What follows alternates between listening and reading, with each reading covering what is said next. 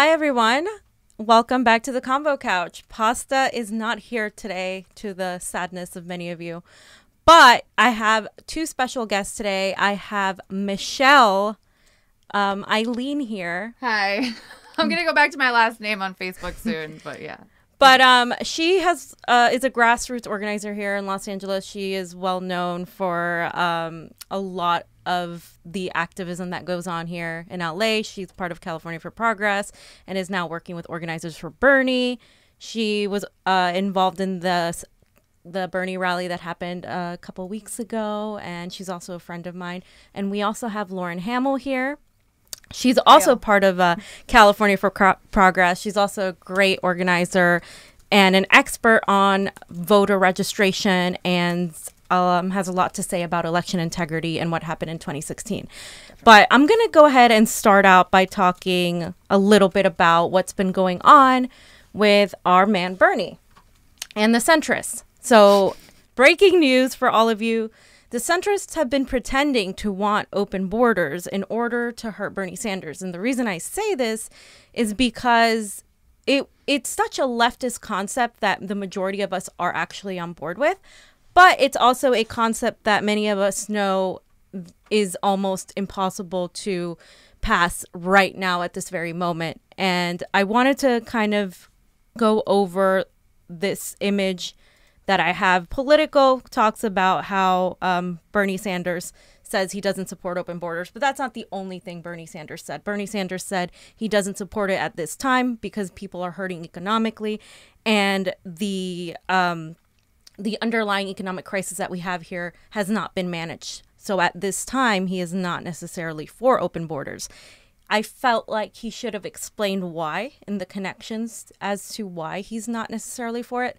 But I don't think it's something that should be criticized as in throwing him out of the running, or it's something that he's not there on. It's absolutely something that we should be thinking about, but we also need to think about it in terms of the economy. And I wanted to read this picture I have here, this image, the little meme, yeah.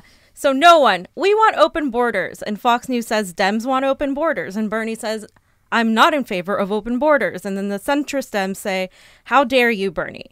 And then we say, so do you guys want open borders? And the centrists say, no. So they don't really want open borders. And I'm going to stress why. I'm going to ask you guys as to what your stances on it are. I'm not sure what they are, but for me, we can't have open borders as long as we have regime change wars that create refugees that need to be coming into this country or other countries. And our economy right now is sucked up dry due to the regime change wars and all of the funding that we put out for these wars in the military industrial complex. So when we have that crisis, our economy and our people are not being taken care of here.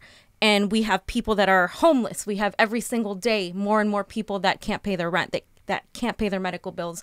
We don't have Medicare for all. We don't have free public education. We have people in the South and in the Midwest are all hurting. So to me, it is ridiculous to think that middle America in the South and the greater part of this country are simply going to be okay for open borders, because it comes out of fear for them. They feel like they're not being taken care of. And Bernie did talk about this. So how are they going to feel when you say, oh, open borders, right? Theoretically, absolutely. I want this. This is my dream someday to have open borders, to not have this nationalist kind of, idea that we have to somehow have this patriotism for some sort of flag or symbolic thing, that we are all connected. We are all human beings. That's where I want to get to. But I don't think this election we are there. And I think it is being used to have Sanders looked at as not progressive enough. So I want to go ahead and start with you. What is your opinion on open borders? And what do you think about Bernie and how he Let's start with a light topic. I'm always so light.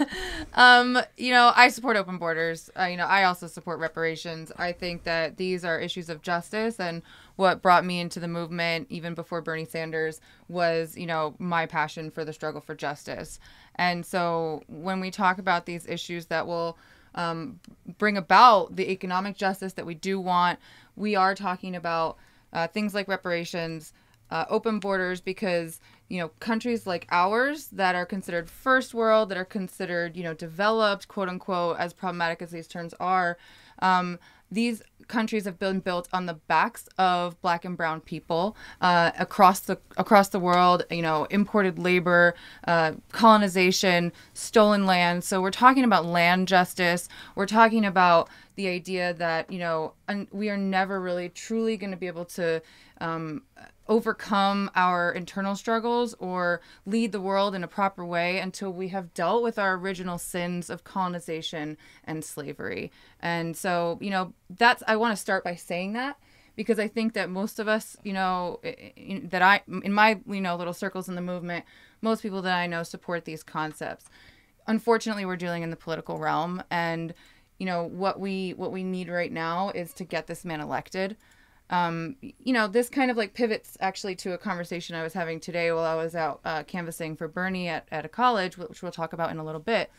But, one of the students wanted to say, well, what about some of these other candidates that are coming up that are super progressive sounding and interesting? And my opinion is that some of these people probably will be president. I think that there's a great shot for someone like a Tulsi Gabbard. But what I also think is that we have one more shot at this. We have one more shot to make this man president. We took him from an unknown in 2016 to celebrity status frontrunner right now. And, we don't have time to do that for someone else right now. And the issue at hand is we need to finish the job and make this man president. And getting caught up on issues that, yes, while they were rooted in justice, and while we will never really get to what we're talking about without dealing with things like borders and reparations and land justice, if we let it be a pivotal issue in the election, we're going to lose, unfortunately. So right. That's my opinion. That's what we're talking about. So there's a clear difference between what we want and our ideals are and versus what is actually achievable, I guess, in this election, right? I don't always like to say that it's something, I don't want to make it seem like it's something that we can only dream of, because a lot of people felt that way about Medicare for all. A lot of people felt that way about public education, and look, Bernie made it mainstream.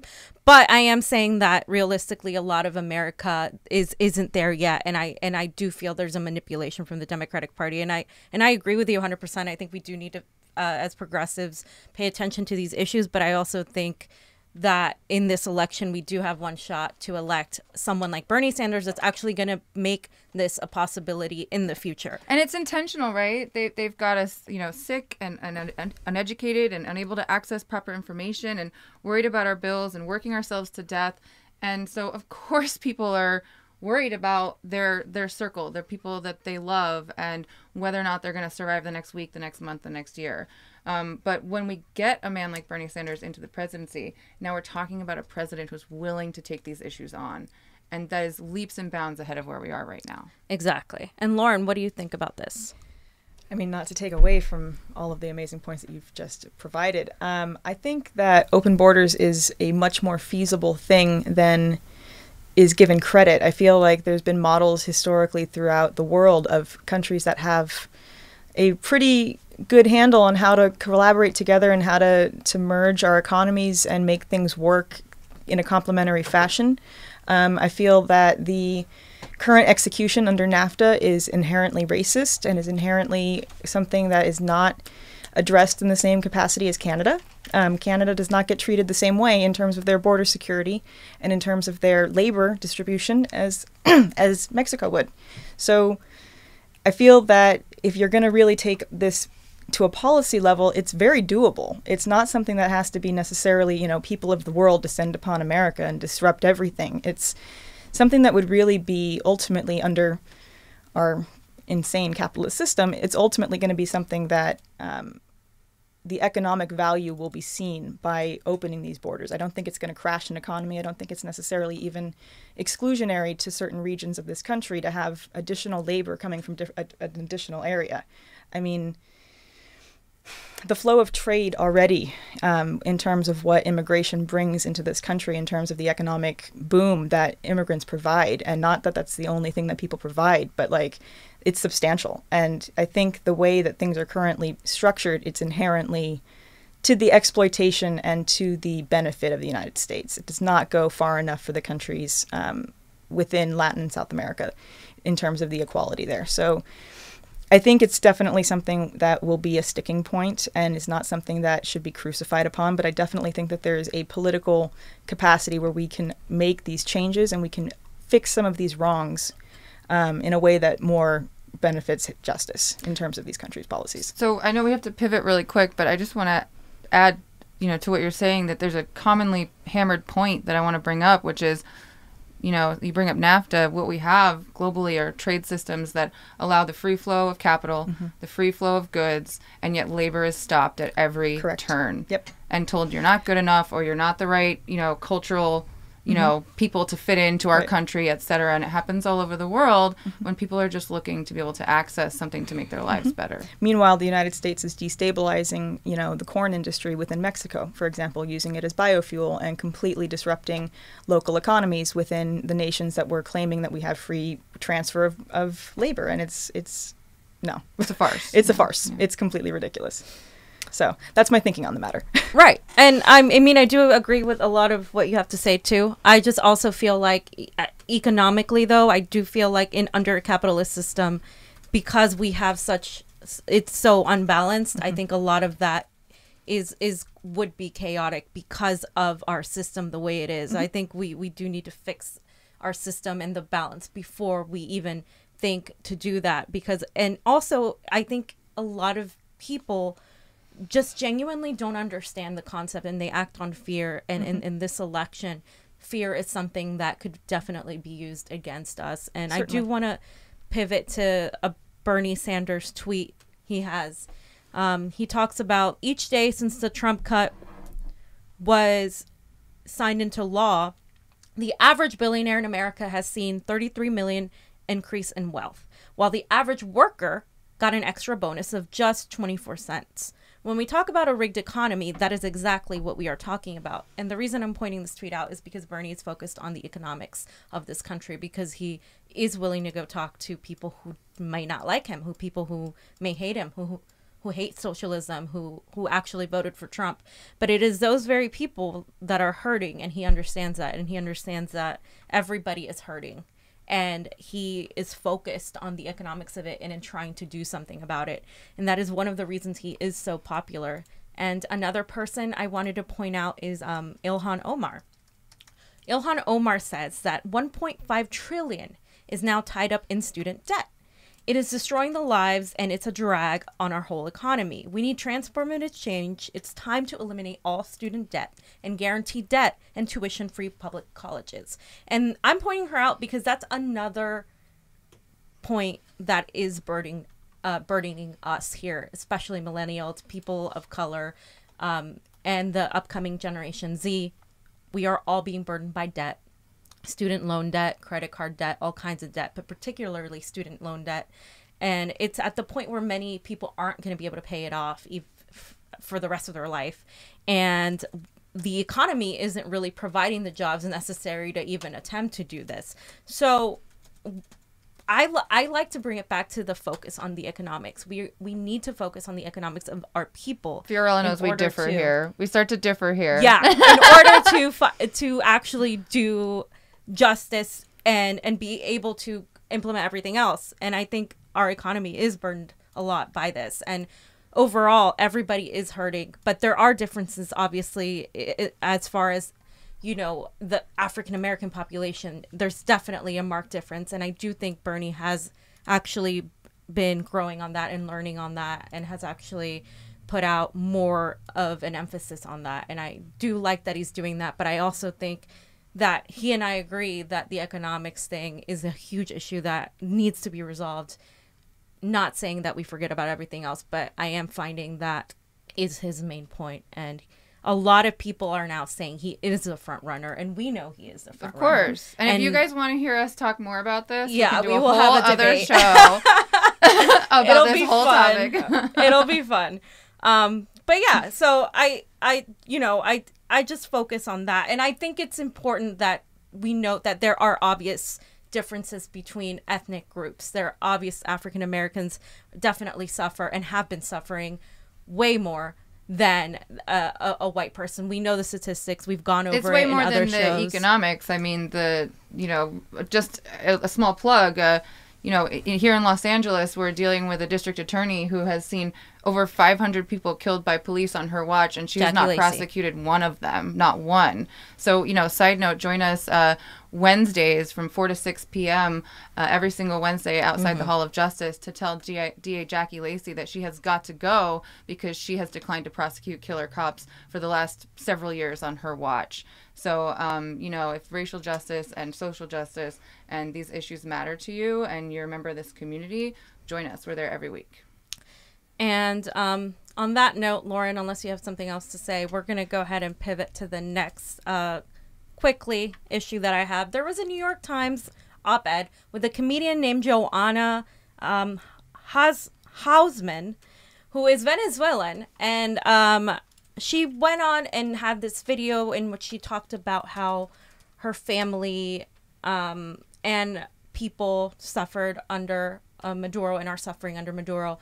And she also spoke about how the liberals need to stop pushing for hands off Venezuela because it is not that simple. Johnny, do you have the video? Okay, so we're going to play some of the video if we can see it.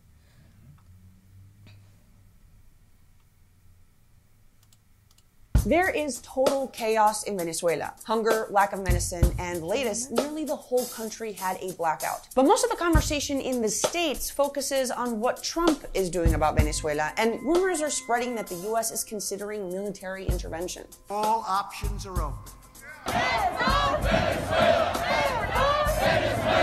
This movement on the American left against any U.S. involvement in Venezuela is gaining traction. We've got Noam Chomsky, Roger Waters, Oliver Stone, Boots Riley, Ilhan Omar, AOC, Jill Stein, and Bernie. Why have you stopped short of calling Maduro of Venezuela a dictator? Well, and of course, we've got this lovely guy. Donald Trump, hands up Venezuela. It is not a good look when your slogan is co-opted by a tyrannical dictator. Now, Trump usually loves authoritarians, but this time it seems like it's the liberals who are siding with one. Now, I am not a pro-Trump military hawk. For reference, my spirit animal is Ruth Bader Ginsburg in workout clothes.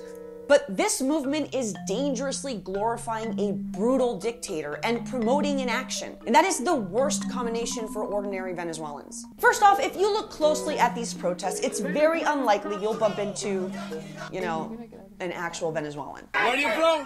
Where am I from? Yeah. Here. Where are you from? Philadelphia. Where are you from? Trust me, if this was an actual Venezuelan protest, it might look more like this.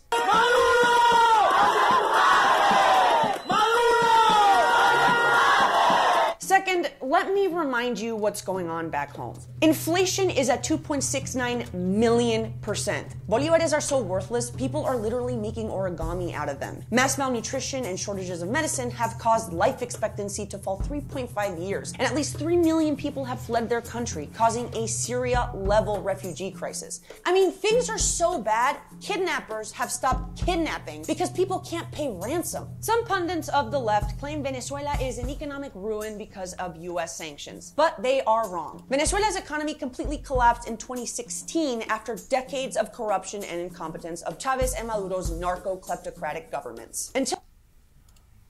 Okay.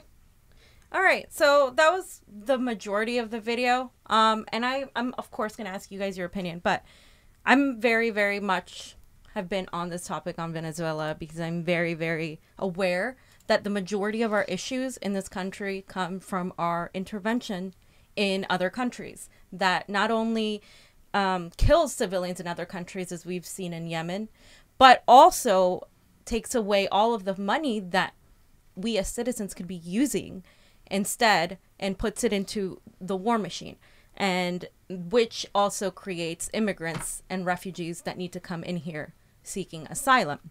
So to me, all of that is connected, and we need to be aware of the connections that are there. So I'm going to talk about things that the New York Times editors and Hausman neglected to say. Hausman's dad was an advisor to Guaido. She is an elite. She comes from a wealthy family. many people don't know that what's going on in Venezuela is a class war kind of revolution. It is definitely racially biased. And what I mean by that is the people who are supporting the replacement of Guaido, who was pushed by Pence. Literally, Pence got on the phone and called Guaido and said, yeah, we approve of you, taking over. He never ran in the election. He was not democratically elected. He was elected after, but he didn't run in the election. And Trump and Pence are actually pushing this intervention as a humanitarian aid, Trojan horse kind of facade. And what's happening now is that we're seeing a lot of the centrist say, oh no, but we need to support humanitarian aid on Venezuela. And a lot of these centrist and neoliberal type of politicians are in cahoots with the politicians in Venezuela who have been anti-socialism. When Hugo Chavez took over in 1998, Hugo Chavez was a socialist president that was loved by his people. Maduro isn't necessarily beloved by everybody, so that is the issue that people are focusing on. But for me, it's about us focusing on the fact that it doesn't matter how you feel about Maduro. We as a country don't have money to intervene. We shouldn't intervene, and we honestly we can't afford to. And I feel like it is yet another excuse to engage and go into Venezuela and have this other regime change. And the fact that they completely ignored the fact that Hausman's dad worked for Guaido and was appointed as a leader and actually has a background as the group of neoliberal economists from the Instituto de Estudios Superiores de Administración. It was called IESA, related to the Augusto Pinochet kind of military, military, conglomerate. If you guys don't know, Pinochet was an awful dictator who killed very many people, including many journalists and civilians. So he has ties to this group of people who are completely anti-Maduro. And the New York Times failed to talk about that. And I am going to do an entirely separate show pretty much breaking down how she completely stated lies. Her entire family is involved in this kind of plot to take down Maduro. She talked about how Guaido was elected when he was appointed and pushed by our government. And her father was not only a leading neoliberal economist in the 1980s, but also he was appointed to be his advisor and the leader of the central bank. So there's a lot more to that. But as far as interventionism, how do you feel about our role in pushing regime How long change do we in have? Venezuela? I'll just keep it brief. I mean, I think that American imperialism and, this drive we've had to go around the world and colonize and rape and pillage and subjugate and, make it so that, modern colonization a lot of the time, looks like just pillaging the resources off the backs of the local people. And so we've got entire nations that, cannot earn or struggle their way out of just being like a producer, like a crop producer nation.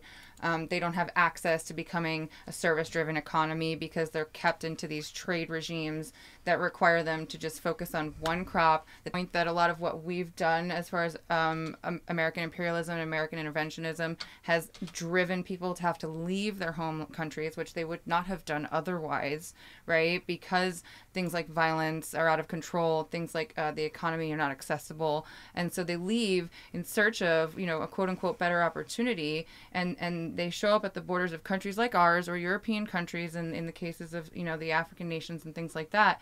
And they're told, well, our wealth was built off your back. They can sell to the whole world, and the entire workforce is just stuck being, that sort of labor. And there's not opportunities for growth or creativity or economic expansion. and in a way that affects the people, right? Because we all know that things like GDP don't actually reflect what's happening with the people.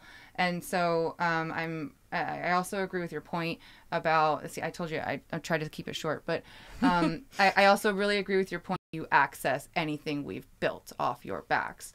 And to me that, you know, again, as a justice person, as someone who found her way into this movement based on, you know, the struggle for justice, it's just absolutely stunningly appalling. And you know, again, like, this is why I think that we need to start really asking our presidential candidates what their issues are on, what their standpoints are on these international issues, because we just cannot continue these policies. And it's going to be hard to break out of, because this is what we've done. This is how we've built our wealth. This is how we've built our culture and who we are as Americans, unfortunately. This is a big part of it. And so we're going to have to learn to stand on our own a little bit, right? And not build our wealth and our power off the backs of others. And it's going to be really hard. And we're going to have to stand together and take care of each other and community build, right? And build a new way together, because we cannot allow this to happen anymore. And we are responsible. It is our government. So get involved, because this cannot continue. So Lauren, how do you feel about our possible interventionism in Venezuela? Do you think it's a black and white situation? Do you think there are gray matters? Do you think even our opinion of Maduro even matters? I think opinions always matter, because they reflect the public opinion. Like, people's individual opinions reflect their values. In terms of interventionism, I mean, you can always tell where America's interests lie by who they're trying to give aid to and why. You can always kind of track that pretty consistently, where it's like there's an overthrown government and we have some kind of a direct financial benefit to it. So I don't trust it as far as I can throw it, basically.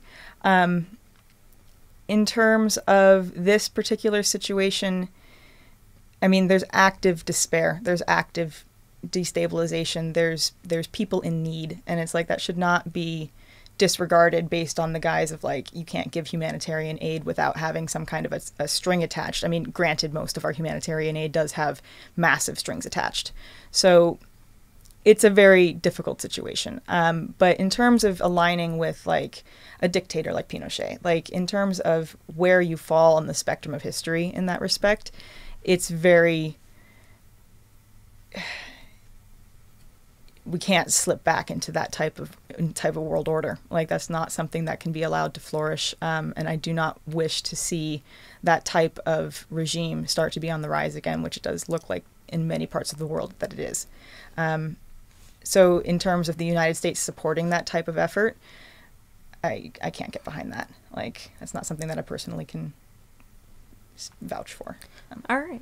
Awesome. It's interesting to hear everyone's different opinions, because usually Pasta and I agree literally 100% on this, and we kind of look at it in a different way. We look at it in terms of just the political aspect of it more than other things, and I think it's very interesting to hear how you and Michelle have a social justice viewers tell us what you think think to it. Not saying that we ignore the social don't hurt justice, us. but it's just a little bit different. And I want to go ahead and pivot, because like I said, I'm going to have a full thing on Venezuela. It's a very complicated thing, and I will not do it justice here during this time. And I want to get to them, because they are organizing for Bernie. They are doing the things that need to be done in order to get this man elected. And so I'm going to go ahead and leave it to you and Lauren to talk about what people can do, how people can start doing the work for Bernie, doing the work to get him elected, doing the work to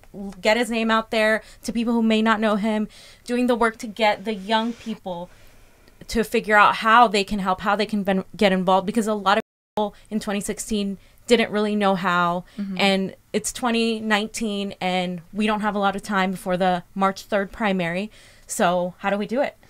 No pressure. No, it's actually really so much less like complicated than what you might think. So I wanted to talk to you guys know, like Fiorella and Lauren and I are friends, and of course Johnny on the engineering board, and we roll together for Bernie a lot and do various things.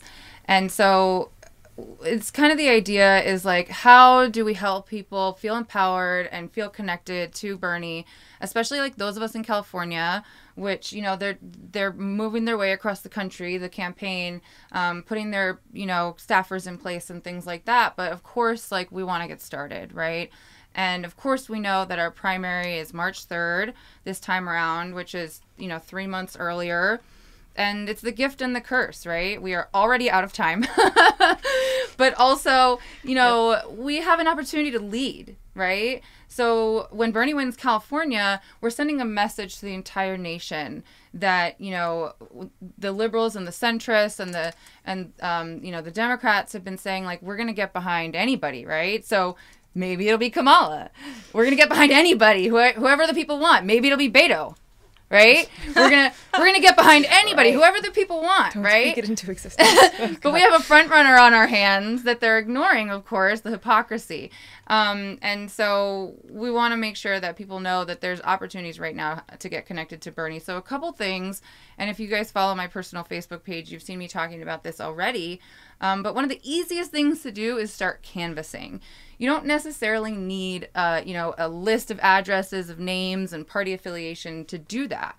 All you really need is a simple handout and a Bernie shirt. And I should have left my buttons on because we were out talking to college students at Pasadena City College this morning.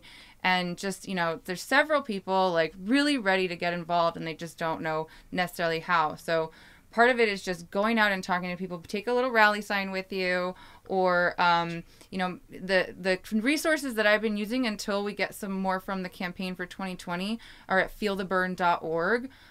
There's issue-based flyers, digital and printable. Scroll to the bottom for the entire printable kit. They have ink-friendly versions. They have Spanish language versions. And so pick the issues that you think are going to relate to your community. There's a great like About Bernie overview that is super helpful. And just kind of go out and, I mean, my strategy is, hi, do you have a second to talk about Bernie Sanders? I swear. and people will say yes. Like, so a lot of people have been, you know how you could tell, I figured this out today. You know how you could tell like a real diehard Bernie supporter? They go straight for the sign-up sheet. They don't care necessarily about a sticker or a button or a, you know what I'm talking about, Lauren? Like, they go straight for that sign-up sheet, like, how do I help? And you got these people that want to help. So one of the first things that I've been doing is making sure they're signed up at berniesanders.com/volunteer. Easy one, right? There's a Bernie Sanders volunteer form. Also, stay connected. If you have a good conversation with someone, exchange information. Plan to go out and do this again together, maybe. Or plan to make a little community meeting, you know? Everybody bring a friend that supports Bernie and start talking about, well, maybe next time, instead of just walking around with flyers, maybe we contact the school and ask them where we could set up a table, right? So step by step, you get a little more organized. You have another meeting in your community. Now your meeting's getting a little bigger. Maybe you need a community center or you meet at a restaurant or something like that.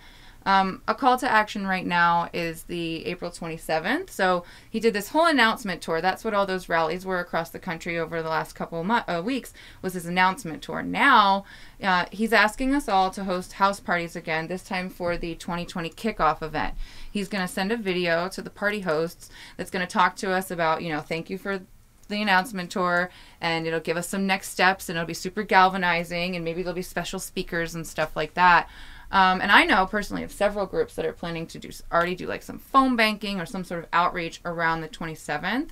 But what we can do is we can post later, right, the links for how to sign up to host an event or how to sign up to attend an event on the 27th. Or you can also reach out to us individually and we can help you make that happen also. Awesome. That's a lot of information. I know. And so just so you guys know, Michelle's going to have other segments where she's going to talk about step by step how to do the things, how to get involved, and how to start, let's say, a get together. I know people were starting house parties before, just to phone bank and to just spread the Bernie message around. And I know we talked about canvassing in colleges, in all of the colleges, as many as possible, and forming a Democratic club, student-led, of course. And when we do form these student Democratic clubs with the help of an admin, whether it's a teacher or someone that works there, we are able to use the resources of the school, which cuts off a lot of the funding pressure that we have as volunteers, and also helps the campaign out, and also provides volunteers, student volunteers who don't necessarily work like we all do, and so have more time and are connected there constantly.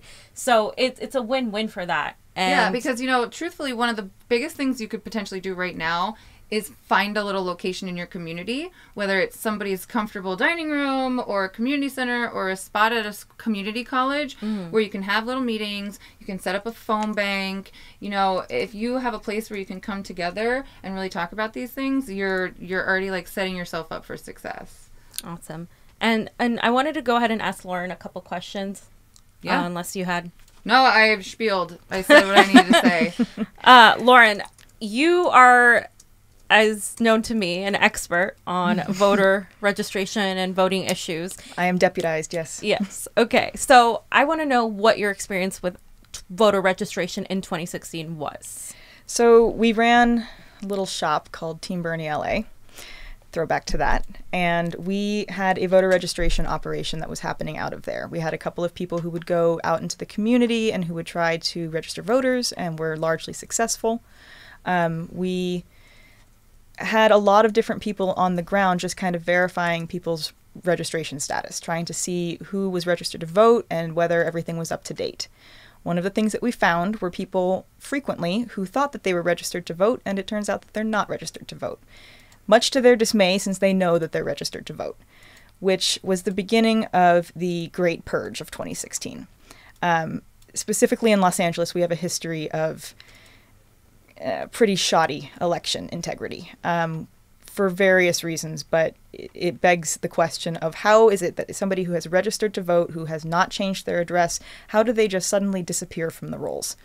In large swaths, like entire blocks of people who were previously registered, and not necessarily just Democrats, but no party preference and Republican as well. I had a person on a college campus once who was a registered Republican for 40 years and had never missed an election, and suddenly in 2016 she's no longer registered to vote, and she's not moved. She's been in the same location for 25 years, and you know, she was nice enough to sit down and speak with us, but like, it was something that was really concerning, because like, if it's not following a party line, if it's not following, you know, any particular, you know, rhyme or reason, it kind of makes you wonder what the heck is going on within the registrar. And, especially in an open primary state. Right, and especially in a state where you have the option to be no party preference, where that's a protected right, where you can still participate in primaries.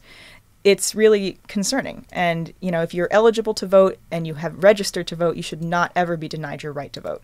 So the fact that that is something that we saw on a regular basis with the provisional ballots, etc., like, it was just an eye-opening experience, and I'm hoping that we're not going to experience the same thing again this time around. But so particularly the things that stood in the way of people not being able to vote were the fact that they were registered, but then all of a sudden they were not on the voter rolls. Correct. Yeah, there was a lot of purging, and we saw the most recent purge in 2018 during our primary season in 2018, where we had 200,000 people within Los Angeles County alone that were prevented from being able to cast a vote because their names magically disappeared from the rolls. And they call it a printing error. They still have not given a justification as to why.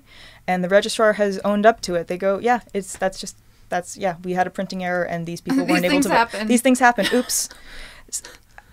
And what about the people that, and I recall this very well in 2016, were given the wrong ballot, or were given, like, I don't know if it was on purpose or not, but they were given provisional ballots, say, when they were supposed to get no party preference or in the regular ballot. I think it's a lot having to do with people's ability to advocate for themselves and knowing what their rights are.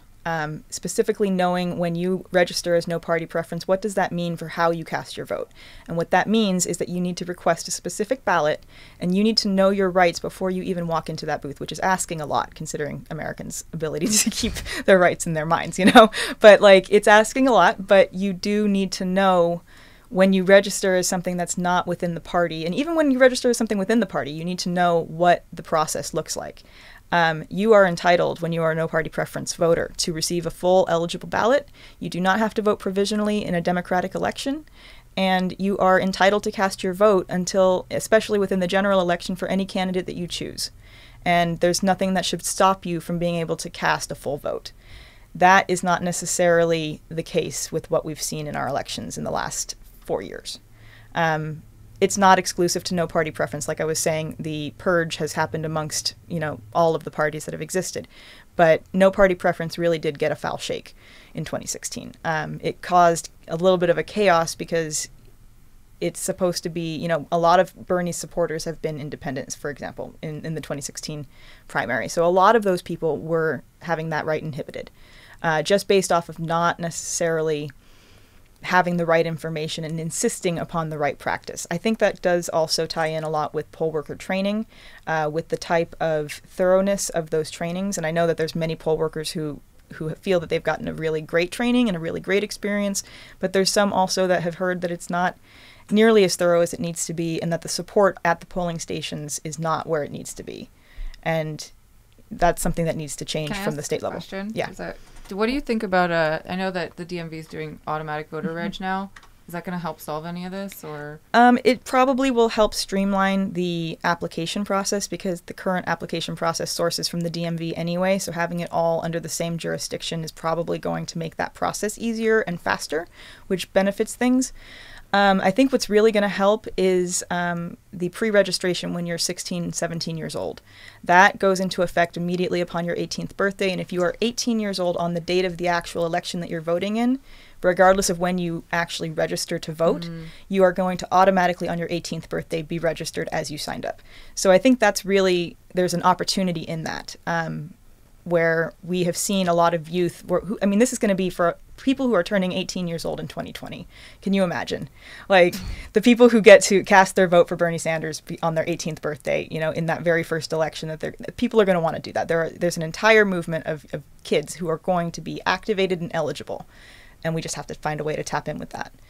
Absolutely. And just really quick, what else can we do to prevent what happened in 2016 besides having more of our people as poll workers? What else can we as Bernie supporters and as progressives do to help make sure that the same mistakes of not registering on time, not just in this state, but in other states that don't have open primaries? I have a point on the registration date. California practices conditional voter registration now, which is different from what we had in 2016.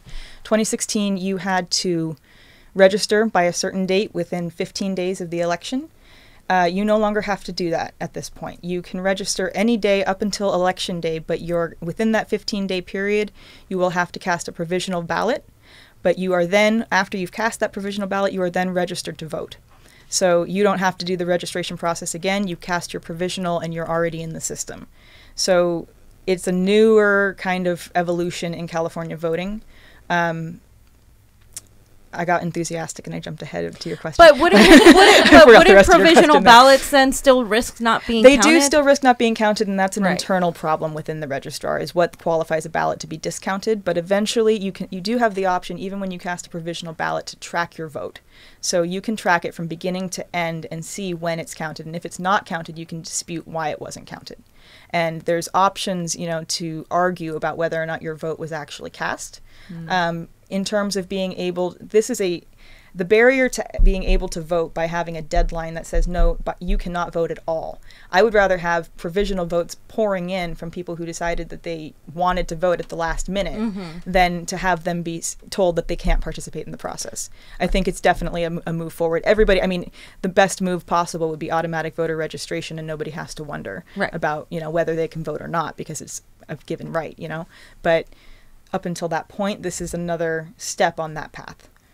And I think it's a good thing. It is a good thing. I just think I'm scared. I just think it would be easier to get everybody, make sure they're registered, but at least if they don't imagine that you're canvassing in the GOTV time, and you've got people who have never voted in any election ever, and they're eligible, and they're like, yeah, I'm on board with what you're saying. I want to do all of these things. But they can't vote because they aren't registered to vote. That person can still then go and cast their ballot. Right. And they can at least have that, and you've now activated a person by by whatever pitch you've given them that causes them to get out and actually do it. You've activated that person, and that person is likely to be a routine voter going forward. And that happens. I just want to like anecdotally mention like the time we were in Nevada canvassing before the caucuses. Yeah. Yep. Remember that? And we knocked on a door, and the person had not known that it was caucus day, but was totally a Bernie supporter and had never had any idea of how to do this or why it was important. But when they heard Bernie needs us to do this, we freaking saw that person later that day at their caucus. Lined up and ready to support Bernie for the first time in their lives. Yep. And that's the thing. Like our movement right now is about breaking that apathy down. Yeah. It's about breaking down this conception that your vote doesn't matter, even though your vote may not be counted. Your vote still matters tremendously. You must fight for your right to vote, and you must not allow them to inhibit it. Like we have to fight that. We have to fight that. And being able to turn people out, having the option now to activate people even while the election day is right around the corner, that's a big step. And especially in a populated state like California, like that's something where if you encounter, newly eligible people who have never had the opportunity to vote before, this is the first time, you've got major potential with that. So. And before we go, one more thing. What do you think we can do as far as a lot of people complaining about transportation or not being able to find their polling place? Preparation. A lot of it comes down to like finding people with vehicles, running carpools, running van pools, running community organizing. Yeah, basically, yeah, like getting onto a megaphone and rolling down the street going, "Hey, we have an election coming up in 24 hours. Do you need a ride?" Like, I don't know what it's going to look like, but we need to start organizing that process. Definitely, like on college campuses, for example, where they do have a large number of people that are registered in that specific area, that needs to be deployed. People need to know where their locations are, and where, even if they're not at home, like you can still cast a vote. So I just want to like drill that down a little bit and say like make some suggestions, because before I was a full-time activist, offering rides to the polls is something I used to do like just as a volunteer on my own, and I would post on Craigslist. You know how some people feel some type of way about that, but I've always found it to be useful. But also no, seriously, but if that's not your thing, make up a little flyer and post it on a college campus, bring it to senior centers, right, and other like types of like homes, like talk to nursing homes about like, hey, these people are invalid, but can they vote? How do they vote? How can I help? There's so many like communities that are seemingly inaccessible that we can help get to the polls. Or like Lauren said, literally just like going down the street, knocking on doors, talking to people about ride sharing for voting.